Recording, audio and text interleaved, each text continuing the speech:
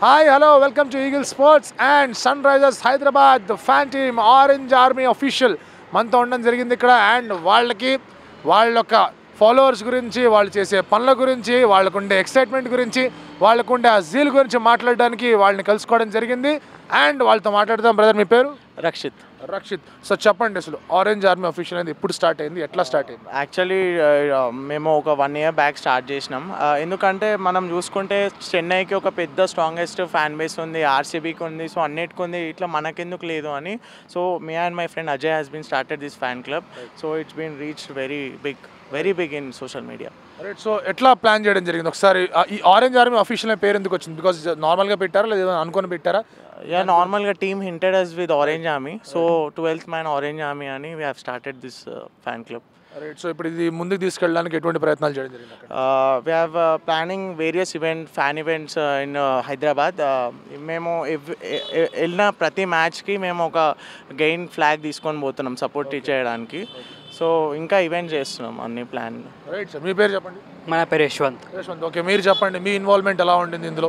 నా involvement actually last year start అయింది. Orange Army official అనేది నాకు ట్యాంక్ బండ్లో అది బోట్ ఈవెంట్ ఒకటి ఉండేది. సో అప్పటి నుంచి నేను వీళ్ళతో పాల్గొనడం జరిగింది. రైట్. సో మీరు చెప్పండి సార్, మీరు ఎప్పటి నుంచి ఉన్నారు? నేను స్టార్ట్ అయ్యి 1 month అయింది. కాకపోతే ఈ ఆరెంజ్ ఆర్మీతో చాలా క్లోజ్ అయ్యాను. చాలా ఫ్యాన్ బేస్, చాలా ఫ్యాన్వి ఉన్నాయి. కాకపోతే ఈ ఆరెంజ్ ఆర్మీ అంటే చాలా సపోర్టివ్గా ఉంటారు ప్రతి ఒక్కరికి. మీ పేరు చెప్పండి sir. Ajay. So what is, మీరు కూడా you have been there from the first. So మీరు చెప్పండి, అంటే టు డూ ఈవెంట్స్ కానివ్వండి, లేకపోతే ప్రమోషనల్ ఏదైనా పనులు చేద్దాం అన్నా కూడా వాట్ కైండ్ ఆఫ్ సపోర్ట్ ఇనిషియల్గా మీకు కావాల్సిన అవసరం ఉంటుంది అండ్ ఇప్పుడు ఆ సపోర్ట్ అనేది ఎట్లా పెరుగుతూ వచ్చింది? యాక్చువల్లీ మేము ఇన్స్టాగ్రామ్లో పేజ్ స్టార్ట్ చేసి టూ years అవుతుంది మేము పేజ్ స్టార్ట్ చేసి. ఇప్పుడైతే మేము ఆ పేజ్ 20K రీచ్ అయింది already. So our page is very largest FC right now. So మేము ఇంకా చాలా ఈవెంట్స్ ప్లాన్ చేయబోతున్నాం. So we have collaborate with star post also for the fan events. So మీలాంటి ఇంకా సోషల్ మీడియాస్ మాకు support ఇస్తే we can extend our fan base. Right. So ఇనిషియల్గా start అయినప్పుడు మనీ పరంగా కానివ్వండి, లేదా సపోర్ట్ పరంగా కానివ్వండి, డిజిటల్ పరంగా కానివ్వండి, ఎటువంటి సపోర్ట్ అనేది మీరు కోరుకోవడం జరిగింది? ఎటువంటి హార్డ్ వర్క్ అనేది మీరు పుట్టింగ్ చేయడం జరిగింది? యా, మనీ పరంగా చూస్తుంటే మాకు చాలామంది ఒక గ్రూప్ ఉంది కాబట్టి మేము అందరం మంచిగా what we say we're doing like that. So చెప్పాలంటే వీఆర్ మంచిగా యూనిటీ ఉంది మా ఫ్యాన్ బేస్లో. రైట్. సో మీరు చెప్పండి, మీరు ఎప్పటి నుంచి వాళ్ళని, మీ పేరు చెప్పండి. ఐఎమ్ కౌశిక్. నేను 1 year నుంచి జాయిన్ అయినా ఆరెంజ్ ఆర్మీని. ఇది మాకు చాలా అట్రాక్ట్ అయింది ఈ పేజ్. చాలా మేము బాగా సపోర్ట్ చేస్తాం దీనికి. ఇంకా it's brother to us. So మీరు ఎప్పటి నుంచి ఉన్నారు? నేను జాయిన్ అయ్యి 1 month అవుతుంది గ్రూప్లో. సో ఏంటంటే మన ఫ్యాన్ బేస్ ఎక్కువ, చాలామంది ఆరెంజ్ ఆర్మీకి వస్తూ ఉంటారు. సో బెస్ట్ పార్ట్ ఆఫ్ ఏంటంటే అందరూ యునైటెడ్గా ఉంటారు. మీరు ఎప్పటి నుంచి ఉన్నారు? నేను కూడా 1 month అయింది జాయిన్ అయ్యి. I'm really big fan of Orange army. So feeling very proud to be join. So ఇప్పుడు కంటెంట్ పరంగా చూసుకుంటే కనుక క్రియేటివ్స్ కానివ్వండి, లేకపోతే ఫొటోస్ కానివ్వండి, ఇవన్నిటికి కూడా ఎక్కడి నుంచి సోర్స్ వస్తుంటుంది మీకు? మాకు చెప్పాలంటే ఐపీఎల్ వెబ్సైట్లో మేము చూస్తుంటాం మామూలుగా. అండ్ ఇన్నోవేటివ్గా కంటెంట్ తయారు చేయడం అన్న అట్లాంటివి కూడా చేస్తూ ఉంటారు కదా. సో దట్ ఫ్యాన్స్ క్రియేటివ్స్ అనే యాక్చువల్లీ మాకు 1 year ఎక్స్పీరియన్స్ ఉంది. ఫస్ట్ మాకు కూడా అంత క్రియేటివ్ లేదు. సో అడ్మిన్స్ కలెక్ట్ చేసుకుంటా యూనో ఈవెన్ మేము చేసే పోస్ట్లో మా ప్లేయర్స్ రీపోస్ట్ చేసుకోవడం కానీ, స్టోరీస్లో మెన్షన్ చేయడం కానీ, యూనో అట్లా ఎక్స్పీరియన్స్తోనే we have did it. So ఈ 2 yearsలో చూసుకుంటే కనుక యూనో ఒక అంచెంచెలుగా ఎదుగుతూ రావడం and now you're partnering with a major channel which is again broadcasting IPL. And ఇప్పుడు ఇలా చూసుకుంటే కనుక look back at your work ఎట్లా అనిపిస్తుంది?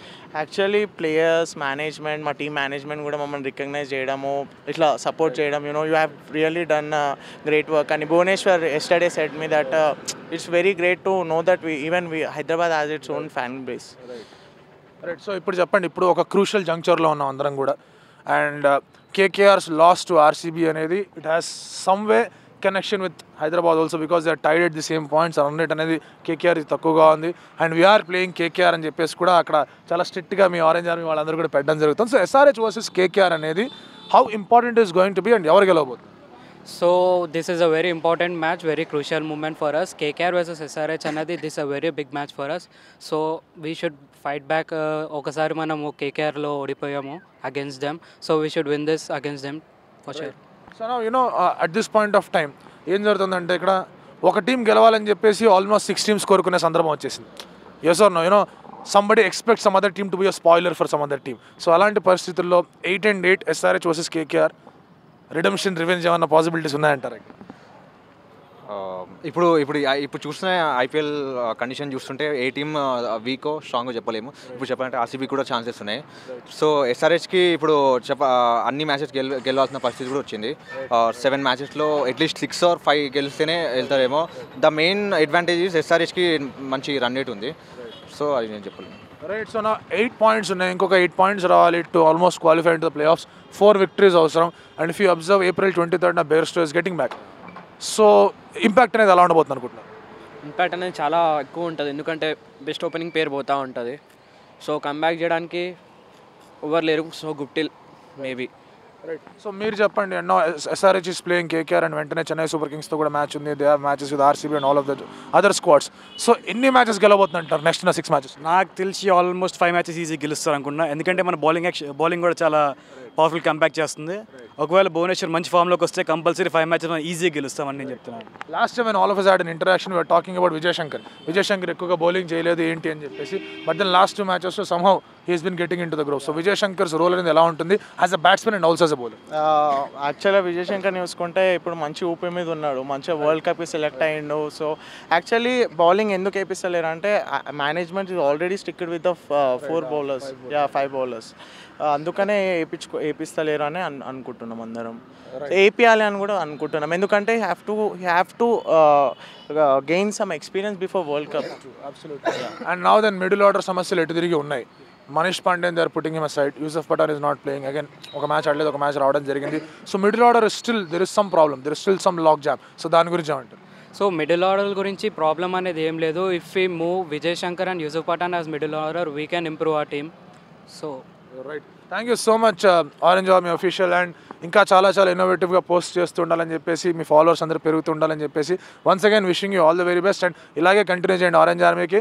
And at the count of 3 గట్టిగా సన్ రైజ్ హైదరాబాద్కి సపోర్ట్ చేయాలి. 3, 2, 1 go. Right. Thank you so much.